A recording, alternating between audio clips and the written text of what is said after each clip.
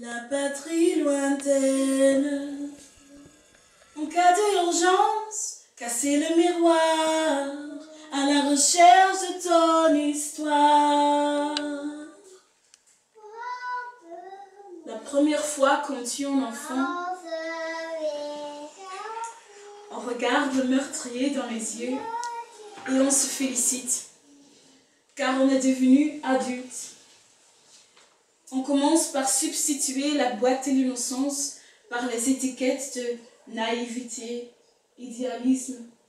Et on continue à substituer, à éliminer vers l'abîme de la condition humaine qui est à bout de son haleine et au début de son haine.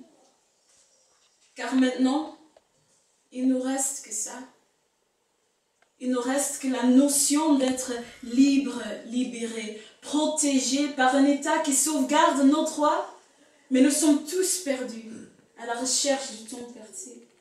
On prétend savoir ce que c'est la fraternité, mais la fraternité nous vise à bord d'une flotte infernale. Mais Jéricho ne savait pas que son radeau fut éternel. Les naufragés changeraient seulement de couleur, et cela confondrait chacun de leurs sauveurs. Car quand nous regardons le miroir, on voit seulement la gloire de la révolution et la liberté d'expression, mais on ne voit pas ces réfugiés, ces grimpants au ponton. Ne tombez pas. Cette hypocrisie a des racines trop étendues. Prenons l'exemple de Toussaint de l'Aventure. Esclave, révolteur, mais retenez bien, ce monsieur fut en tout cas le premier haïtien. L'égalité le poussa à défier la douce France pour lutter contre un régime plus ancien que la Providence.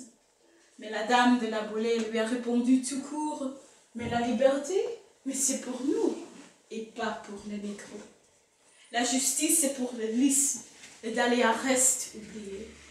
Personne ne se soucie trop d'une fleur assez colorée. Donc c'est à nous tous de ramasser ces pièces pour cultiver notre jardin, afin de mettre point à la division par le chagrin. » Merci.